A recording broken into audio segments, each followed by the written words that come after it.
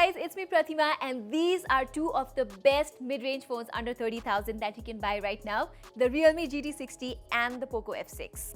Both of these phones offer powerful specs for the price, so I know a lot of you guys might be confused about which is better value for money.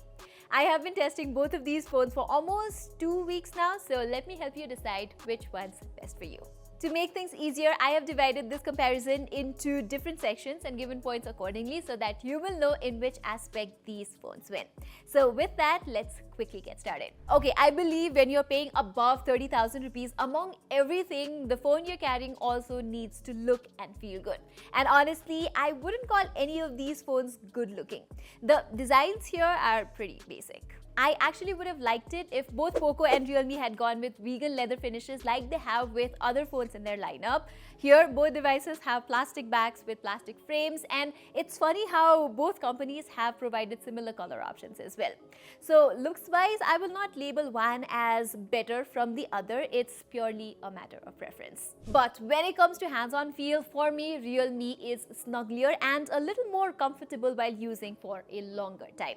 I know a lot of you guys prefer flat designs over curved ones. Trust me, I am one of you. But on the GT60, I don't know if it's the curves or the even weight distribution that has resulted in a better heft. So yeah, Realme GT60 feels better and more premium on the hands.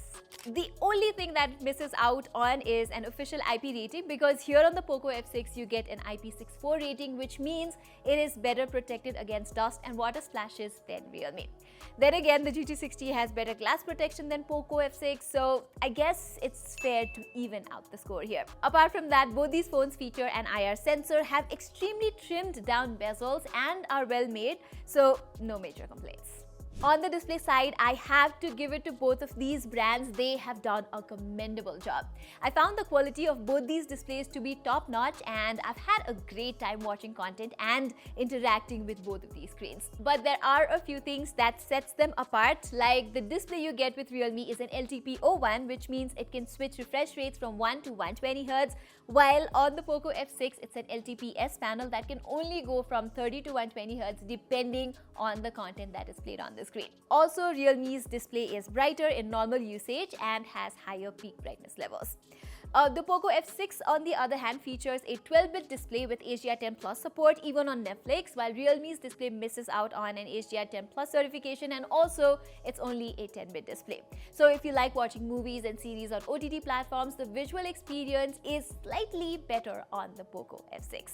Other than that, both these displays are pretty color accurate with 100% DCI-P3 color coverage and have different certifications for eye protection as well. So overall, both these displays have their pros and cons, so here too I am going to split a point.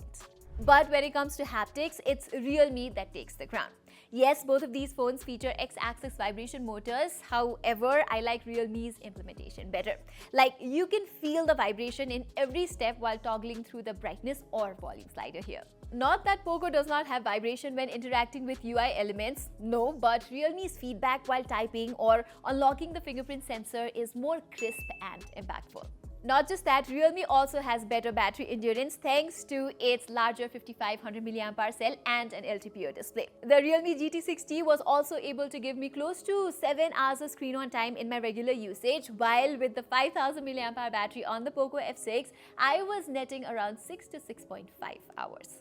I also did a battery drain test for an entire day running benchmarks and playing games, and you can see on the screen how, on average, Realme's endurance was better in every step of the way.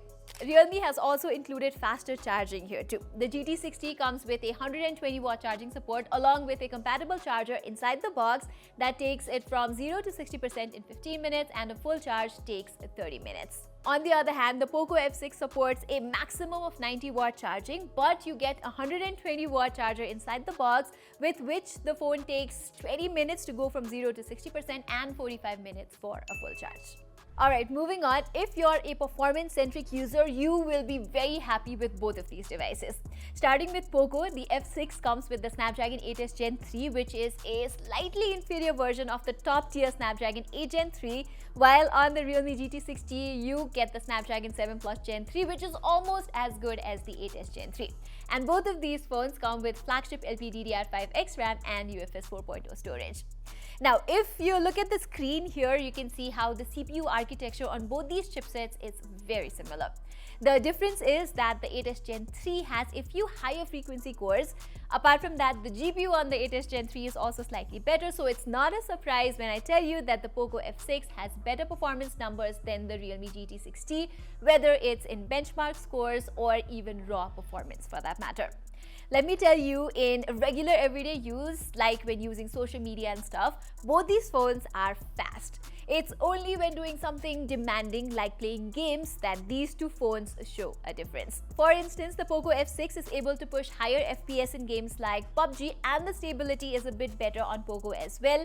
Not by a lot, but yes, Poco's gaming results are better. Plus, for some reason, Realme phones never allow high FPS gaming, while on the Poco F6, you can enjoy PUBG at 90 FPS by default, and the phone even has received the 120 FPS update. Likewise, Genshin Impact 2 runs with better stability on Poco than Realme.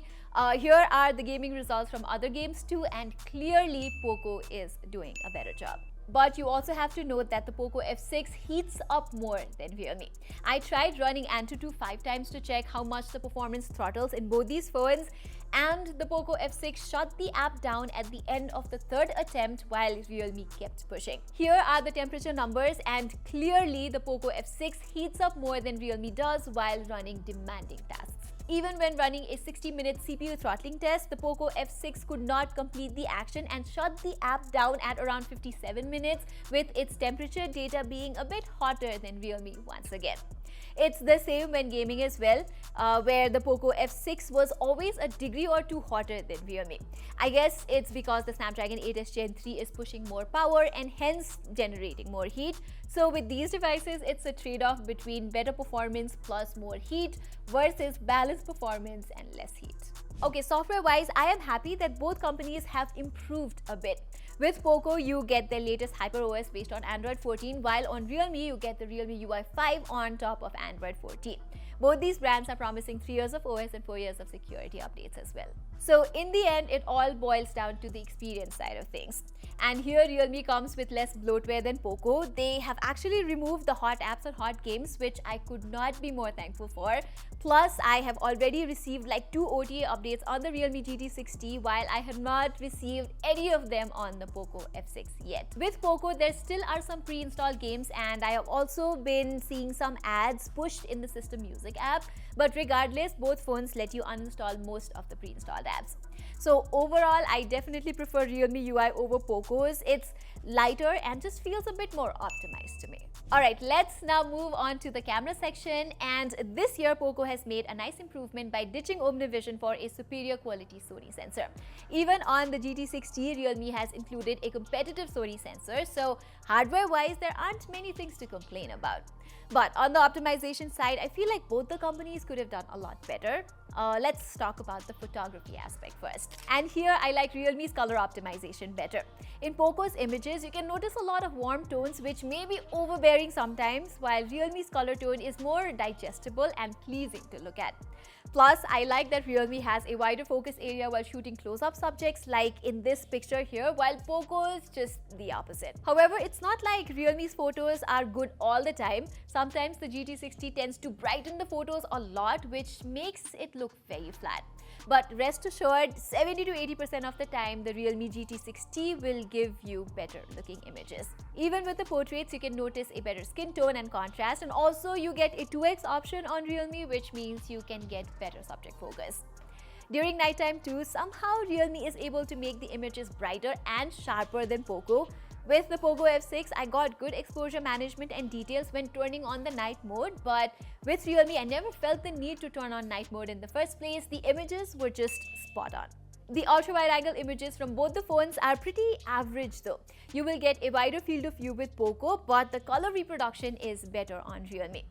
In any case, both phones give out pretty average ultra-wide-angle shots, so I am not going to choose among them. But I like the selfies from the Poco F6 more than the Realme GT60. Unlike the primary images, Realme has an annoying warm tone, while Poco selfies have a balanced skin tone. Detail-wise, both cameras do a similar job though. On the videography side, it's Poco that has actually impressed me. Now, don't get me wrong, both these phones support 4K 60fps videos from their rear camera, but Realme's output at 4K 60fps has a little bit of frame jitters and wobbles, while Poco is able to manage better stabilization. Especially during nighttime, the Poco F6 is able to maintain almost noise-free videos, while Realme's output is muddy and has inferior stabilization.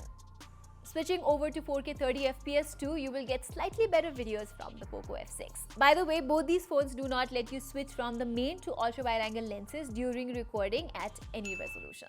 Okay, when it comes to selfie videos, it's the Realme GT60 that takes the crown because it has a support for up to 4K 30fps selfie video recording, whereas on the Poco F6 you can shoot a maximum of 1080p 60fps recordings, and also Realme has a wider field of view than Poco. Other than that, the overall quality is not very different from both devices. Okay, so this comparison is making the Poco F6 look a bit inferior. However, there are a few aspects where Poco is more competitive. For instance, the speakers. Both the Realme GT60 and the Poco F6 have stereo speakers and they sound very similar, but Poco is able to balance the highs a bit better. Realme's output is a little too shouty for my taste. And on the connectivity side, while both of the phones feature Bluetooth 5.4 and Wi-Fi 6 standards, it's actually the Poco F6 that has more 5G bands.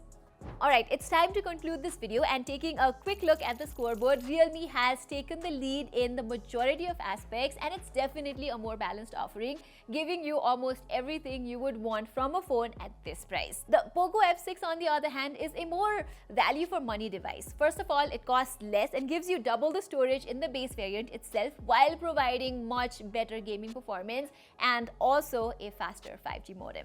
But if I have to take my usage into consideration, I would pay a bit more and get the Realme GT60 because I don't play a lot of games and I like the better display and better software experience of this Realme phone. That being said, I really want to know which one you would go for in the comments, and while you're typing that comment, also hit that subscribe button and the bell icon because more than 80% of you guys have not subscribed to our channel. Life is unfair, but that stat is even more unfair. Saying this, I'm Pratima and I'll see you in my next video.